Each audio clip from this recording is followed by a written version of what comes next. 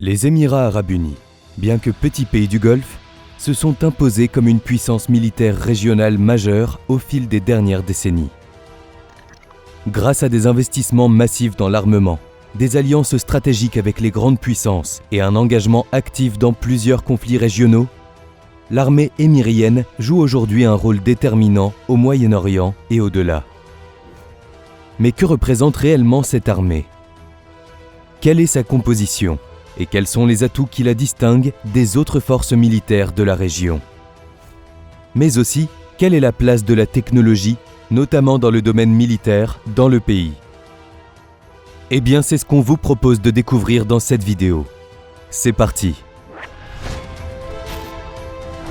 Les Émirats arabes unis, fédération de 7 Émirats situés sur la péninsule arabique, ont connu une transformation spectaculaire au cours du dernier siècle, passant de petits États tribaux à une puissance régionale influente, tant sur le plan politique que militaire.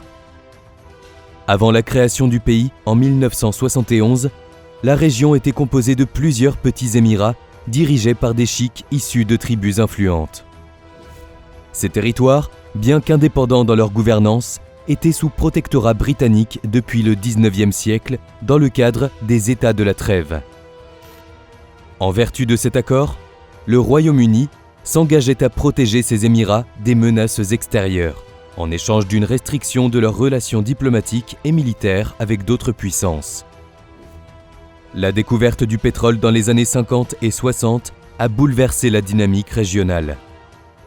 Les chefs tribaux, devenus des dirigeants d'État de plus en plus riches, ont vu leur pouvoir se renforcer grâce aux revenus pétroliers croissants. Cependant, l'annonce du retrait britannique du Golfe en 1968 a marqué un tournant décisif. Face à l'incertitude géopolitique, Sheikh Zayed bin Sultan Al Nahyan, dirigeant d'Abu Dhabi, a pris l'initiative de fédérer les Émirats. Après des négociations difficiles, 6 Émirats ont officiellement proclamé la création des Émirats arabes unis le 2 décembre 1971. Un dernier rejoindra la fédération l'année suivante. Sheikh Zayed devint le premier président du pays et Abu Dhabi, riche en hydrocarbures, s'imposa comme le centre politique et militaire des Émirats. Les premières décennies après l'indépendance furent marquées par la consolidation du pouvoir fédéral et la mise en place d'une structure de gouvernance unique. Chaque Émirat conserva une autonomie importante, mais Abu Dhabi prit la tête de la fédération, notamment en ce qui concerne la politique étrangère et la défense. Conscient des tensions régionales, notamment avec l'Iran, qui occupa en 1971 les îles d'Abu Moussa et de la Grande et Petite Toumbe, des territoires revendiqués par les Émirats, le gouvernement émirien chercha rapidement à renforcer ses capacités militaires. En 1976, les forces armées des différents Émirats furent fusionnées pour créer une armée nationale, bien que certaines forces locales continuent d'exister sous l'autorité de chaque Émirat. Durant les années 90 et 2000, les Émirats arabes unis ont poursuivi une politique d'armement intensif et de modernisation de leur armée, devenant l'un des États du Golfe les mieux équipés. La guerre du Golfe en 1991 renforça leur alliance avec les États-Unis, qui déployèrent des troupes sur leur territoire et consolidèrent une relation stratégique fondée sur la protection contre les menaces extérieures, notamment l'expansion iranienne. Cette relation s'intensifia après les attentats du 11 septembre 2001, les Émirats rejoignant activement la coalition menée par Washington contre le terrorisme. Ils envoyèrent notamment des troupes en Afghanistan et participèrent à la lutte contre Daesh en Irak et en Syrie. Le tournant décisif survint sous l'impulsion du prince héritier d'Abu Dhabi, Mohammed bin Zayed Al Nahyan, qui imposa une politique plus agressive et interventionniste. Ainsi, en 2015, les Émirats s'engagèrent militairement dans la guerre au Yémen, aux côtés de l'Arabie saoudite contre les rebelles houthis soutenus par l'Iran. Cette intervention permit aux Émirats de démontrer leur capacité militaire en déployant des forces d'élite et en soutenant des factions locales, tout en sécurisant des positions stratégiques, notamment le port d'Aden et l'île de Socotra. Parallèlement, ils renforcèrent leur présence militaire dans la Corne de l'Afrique, établissant des bases en Érythrée et en Somalie pour contrôler les routes maritimes du golfe d'Aden. Sur le plan diplomatique, les Émirats ont cherché à diversifier leurs alliances en s'affirmant comme un acteur clé du Moyen-Orient. En 2020, ils signèrent les accords d'Abraham avec Israël, une normalisation historique qui leur permit de renforcer leur coopération sécuritaire et technologique avec l'État hébreu, tout en se positionnant comme un partenaire stratégique pour les États-Unis dans la région. Par ailleurs, leur influence grandissante leur a permis de devenir un médiateur de premier plan dans plusieurs conflits, notamment en Libye et au Soudan. Aujourd'hui, les Émirats arabes unis disposent d'une armée technologiquement avancée, équipée principalement de matériel américain, français et chinois. Ils investissent massivement dans l'industrie de la défense, développant leurs propres drones et véhicules blindés, et cherchent à réduire leur dépendance aux fournisseurs étrangers. Regardons ça de plus près. L'armée émirienne est composée de plusieurs branches. Les forces terrestres, la marine, l'armée de l'air et la garde présidentielle, auxquelles s'ajoutent des unités spéciales d'élite qui jouent un rôle clé dans les opérations militaires du pays. Les forces terrestres constituent le socle de l'armée, avec environ 44 000 soldats actifs. Elles disposent d'un arsenal impressionnant, incluant des chars de combat modernes comme le Leclerc français, considéré comme l'un des meilleurs chars du monde, ainsi que des véhicules blindés tels que le BMP-3 russe et le Patria finlandais. L'infanterie est également dotée d'un armement avancé avec des fusils d'assaut FN-SCAR et M16, ainsi que des missiles anti-chars comme le Javelin américain et le Kornet russe. L'armée de l'air des Émirats est l'une des plus avancées de la région, bénéficiant de nombreux investissements dans la modernisation de sa flotte. Elle compte environ 4500 personnels et aligne plus de 140 avions de combat, incluant des F-16EF Block 60. Des versions améliorées spécifiquement conçues pour le pays, ainsi que des Mirage 2009 français, qui ont été modernisés pour rester performants face aux menaces actuelles. En 2021, les Émirats ont signé un accord avec la France pour acquérir 80 Rafales, ce qui renforcera considérablement leur supériorité aérienne. L'armée de l'air possède également une flotte de drones sophistiqués, dont le Wing Lung chinois et le MQ-9 Reaper américain, qui sont utilisés pour la surveillance et les frappes ciblées. La marine émirienne, bien que plus modeste en effectifs, joue un rôle stratégique dans la protection des côtes et du commerce maritime, notamment face aux tensions croissantes dans le golfe Persique et la mer Rouge.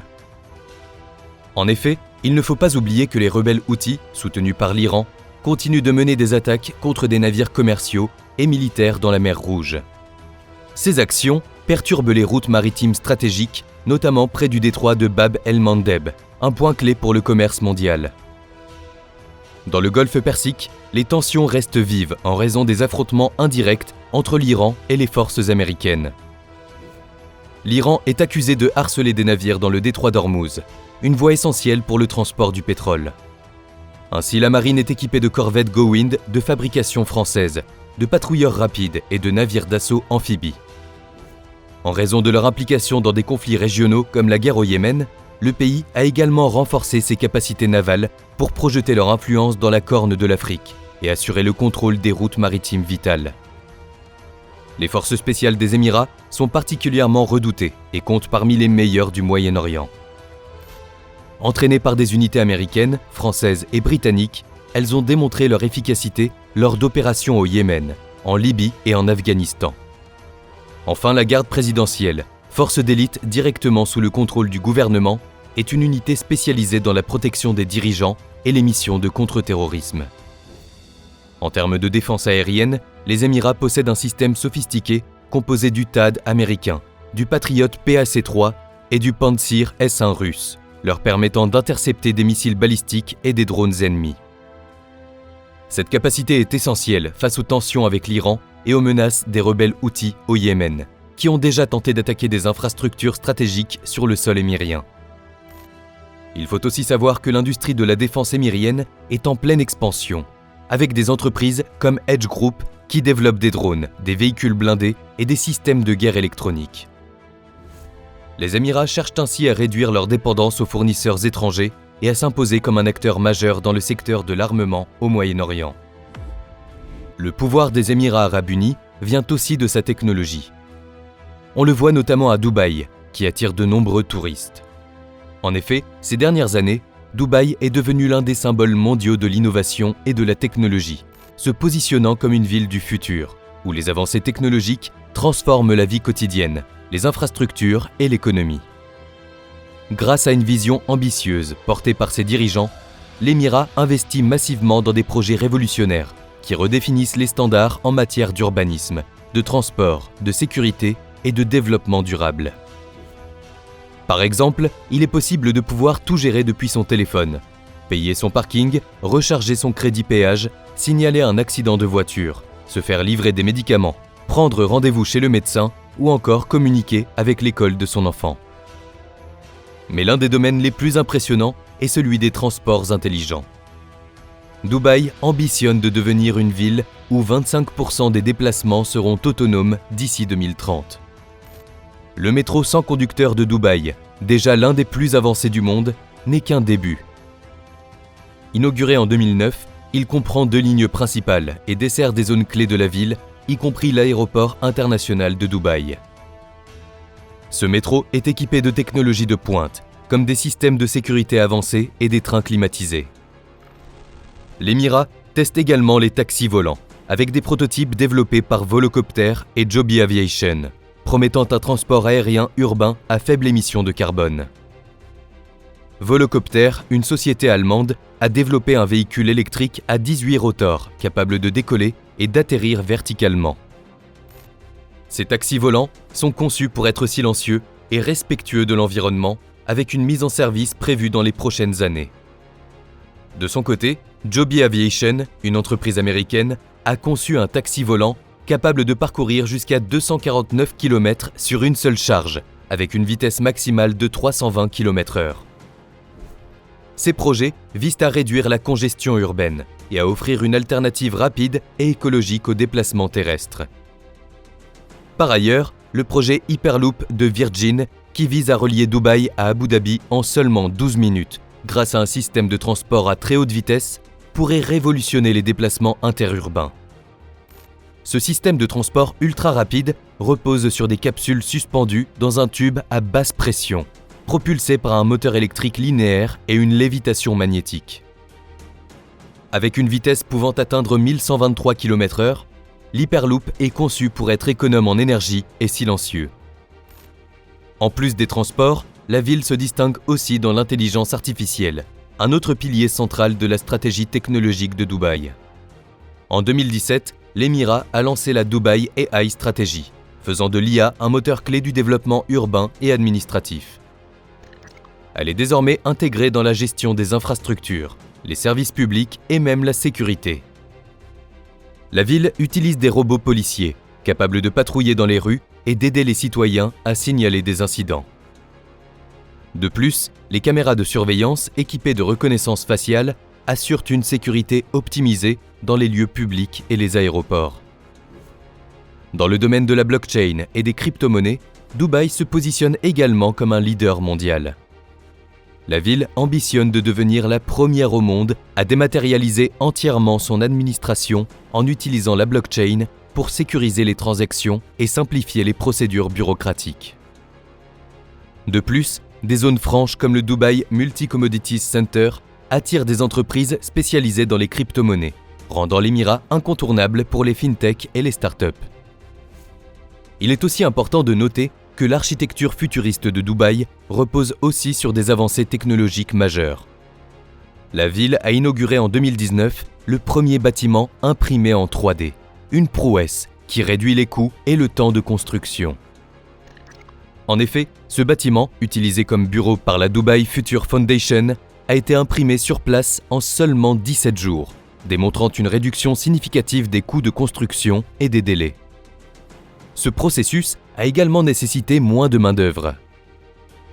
À une échelle plus ambitieuse, Dubaï prévoit de construire 25% de ses nouveaux bâtiments grâce à l'impression 3D d'ici 2030.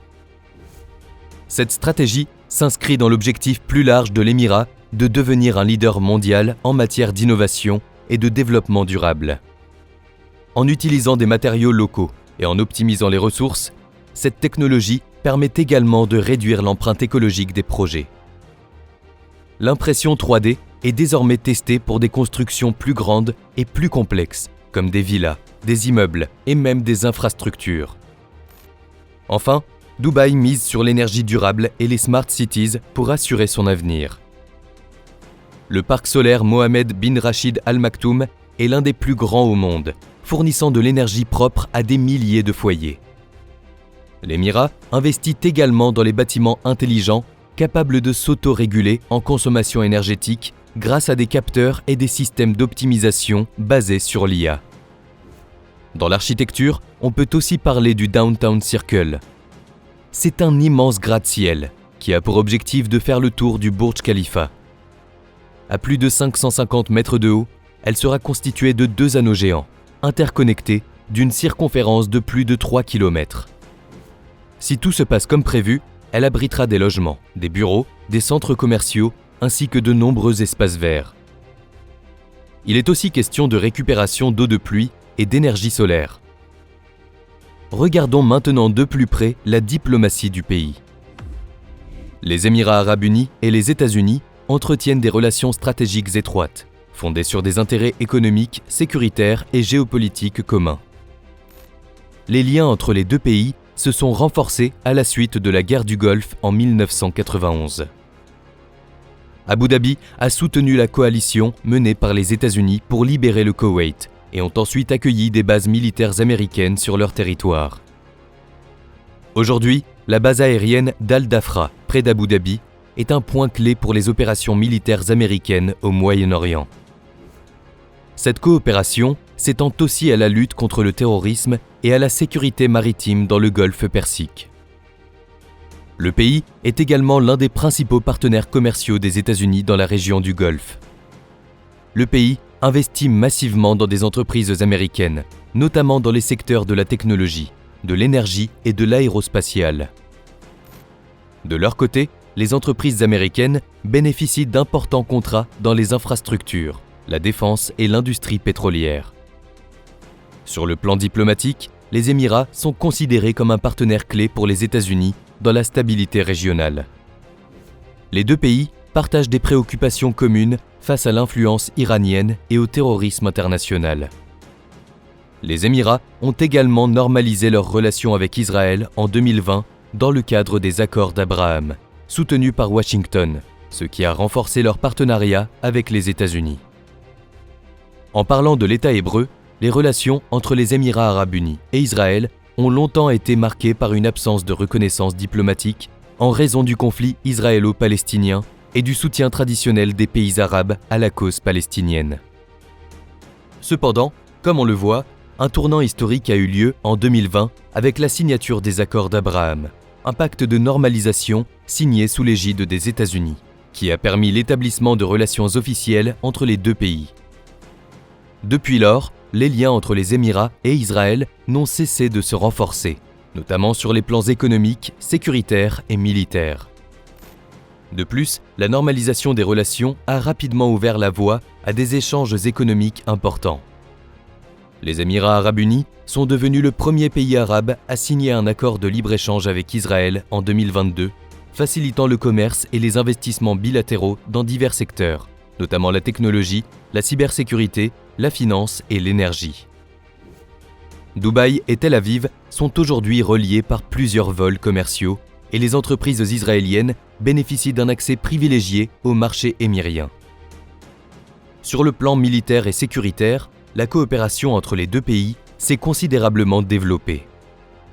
Face aux menaces communes, notamment l'Iran et ses alliés régionaux comme le Hezbollah et les Houthis au Yémen, les Émirats et Israël ont multiplié les échanges en matière de renseignement et de défense.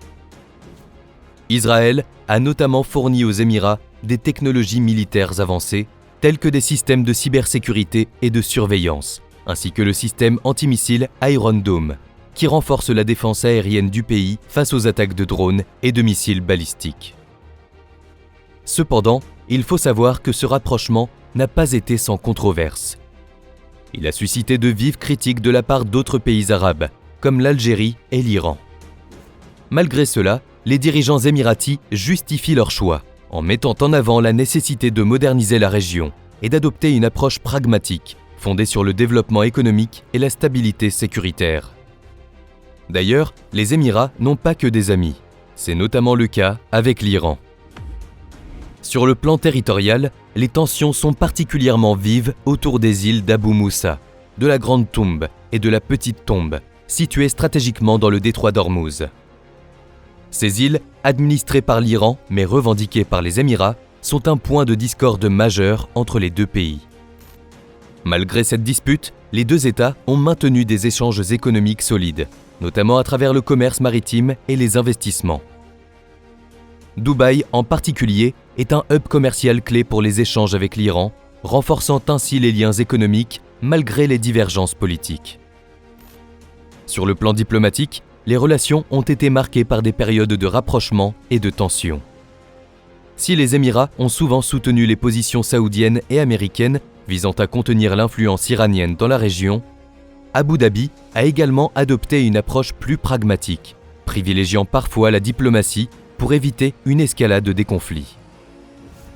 Cette stratégie s'est illustrée en 2019, après les attaques contre des pétroliers au large des côtes émiraties, lorsque les Émirats ont choisi d'apaiser les tensions avec Téhéran, malgré les accusations visant l'Iran.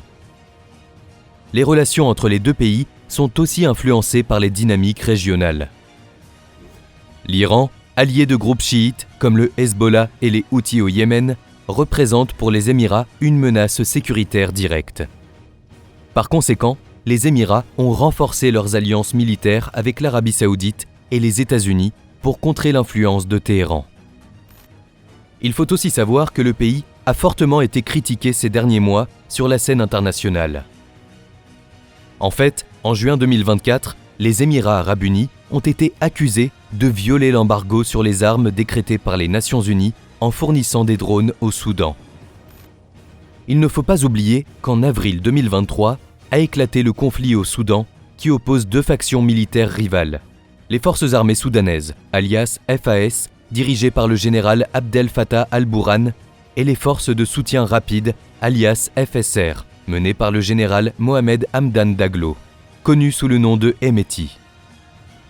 Ce conflit trouve ses racines dans des tensions politiques et militaires qui remontent au coup d'État de 2021, lorsque ces deux figures ont collaboré pour renverser le gouvernement civil de transition. Cependant, des désaccords sur le partage du pouvoir et la direction du pays ont conduit à une confrontation directe. Dans ce conflit, les FSR ont utilisé des drones émiratis quadcoptères capables de larguer des obus de mortier de 120 mm. Ce sont des images sur les réseaux sociaux qui ont permis de l'identifier. D'ailleurs, on le retrouve dans d'autres zones de conflit, comme en Éthiopie et au Yémen. Bien sûr, les Émirats arabes unis ont des intérêts économiques au Soudan et cherchent à s'implanter sur la mer Rouge. Ainsi, selon un rapport des Nations unies présenté au Conseil de sécurité au début de l'année 2024, un pont aérien composé d'avions civils a transporté des armes des Émirats arabes unis vers le Soudan pour le FSR. Selon les experts cités dans le rapport de l'ONU, l'itinéraire part de l'aéroport d'Abu Dhabi, passe par les aéroports de Nairobi au Kenya et de Kampala en Ouganda, avant de se terminer à l'aéroport d'Amdjaras au Tchad, à quelques kilomètres de la frontière avec le Soudan, où se trouve le bastion de la RSF. Par la suite, les Émirats arabes unis ont démenti cette accusation et ont expliqué ne pas avoir transporté des armes, mais de l'aide humanitaire. Il faut savoir que si ces deux pays ont réellement vendu des armes au Soudan, cela violerait une résolution du Conseil de sécurité des Nations unies, adoptée en 2005, qui interdit la fourniture d'armes au gouvernement soudanais et aux factions armées du Darfour. Mais la position des Émirats arabes unis reste complexe. En fait, le chef des RSF, Hemeti, a pris le contrôle de nombreuses mines d'or du Soudan. Mais rapidement, il est devenu dépendant des Émirats arabes. En fait, à la fin des années 2010, le commerce de l'or a fait de lui l'un des hommes les plus riches du pays. À mesure que son rôle dans ce business s'est accru, ses liens avec les dirigeants de Dubaï se sont renforcés. Ensuite, à partir du milieu des années 2010, Hemeti a fourni des forces mercenaires pour combattre au nom des intérêts des Émirats arabes unis en Libye et au Yémen. D'ailleurs, une analyse des Nations unies a révélé que les Émirats arabes unis aident les RSF en recevant de l'or que des entreprises font sortir illégalement du Soudan, souvent en partenariat avec des sociétés affiliées à Wagner, organisation paramilitaire russe, en le blanchissant et en l'injectant sur le marché international de l'or. Ainsi, selon les experts de l'ONU, la guerre civile soudanaise n'aurait pas pu durer aussi longtemps sans l'intervention des Émirats arabes unis. En effet, cette aide a permis au RSF de modifier l'équilibre des forces à son avantage dans de nombreuses régions du Soudan. Il faut savoir que les Émirats arabes unis sont depuis longtemps un haut lieu du blanchiment d'argent dont ils tireraient jusqu'à 20% de leur PIB. D'ailleurs, le pays a déjà été réprimandé à plusieurs reprises pour leur blanchiment d'argent et leurs importations illicites d'or. En décembre 2022, l'Union européenne a ajouté les Émirats arabes unis à sa liste des juridictions de pays tiers à haut risque. Cette liste comprend des pays présentant des insuffisances stratégiques dans leur dispositif de lutte contre le blanchiment de capitaux et le financement du terrorisme. En plus des Émirats arabes unis, il y a également des pays comme l'Afghanistan, le Cameroun ou encore la Corée du Nord. Cependant, les Émirats arabes unis ont été retirés le 23 février 2024 de la liste des pays suspects du groupe d'action financière internationale pour ses progrès dans la lutte contre le crime financier. Mais le 6 mars 2025, on apprend que le Soudan a déposé une requête visant les Émirats arabes unis devant la Cour internationale de justice, alias CIJ, affirmant que ce pays est complice d'un génocide en raison de son soutien aux paramilitaires des forces de soutien rapide. De son côté, les Émirats arabes unis ont nié à plusieurs reprises soutenir les FSR. Le pays ajoute un coup de communication cynique. Un responsable émirati, dans un communiqué transmis à l'AFP, explique que les Émirats arabes unis demanderont le rejet immédiat de cette requête infondée selon lui. Ainsi, le Soudan a appelé la CIJ, qui statue sur les différends entre pays, à émettre des ordonnances d'urgence, notamment pour forcer les Émirats arabes unis à payer des réparations. Dans sa requête, le pays explique: les Émirats arabes unis doivent réparer intégralement le préjudice causé par leurs actes internationalement illicites, notamment en indemnisant les victimes de la guerre, a affirmé le Soudan dans sa requête. Les décisions de la CIJ sont juridiquement contraignantes. Cela signifie que les parties impliquées sont tenues, par la loi, de respecter les termes de cet accord ou cette décision. Si elles ne le font pas, elles risquent des sanctions juridiques telles que des amendes, des poursuites ou d'autres mesures coercitives. Cependant, la Cour n'a pas le pouvoir de les faire appliquer. Elle a par exemple ordonné à la Russie de stopper ses opérations militaires en Ukraine quelques semaines seulement après l'invasion, sans succès. Il est donc clair que l'armée émirienne s'est imposée comme l'une des plus puissantes et modernes du Moyen-Orient, grâce à des investissements massifs et une stratégie militaire ambitieuse. En combinant des équipements de pointe, une formation rigoureuse et une diversification de ses alliances, les Émirats ont su développer des forces terrestres solides, une aviation redoutable et une marine capable de défendre efficacement leurs intérêts stratégiques. De plus, le pays a su s'imposer comme un véritable modèle de modernité et d'innovation technologique. En investissant massivement dans les infrastructures, les transports intelligents et les énergies renouvelables. Enfin, à travers sa diplomatie, on voit que les Émirats arabes unis apparaissent comme un acteur clé du Moyen-Orient, oscillant entre alliances stratégiques solides et controverses internationales. Le pays a su développer des partenariats étroits avec les États-Unis et Israël, renforçant sa position sécuritaire et économique dans la région. Toutefois, on voit que ces alliances n'ont pas empêché les Émirats d'être impliqués dans des polémiques.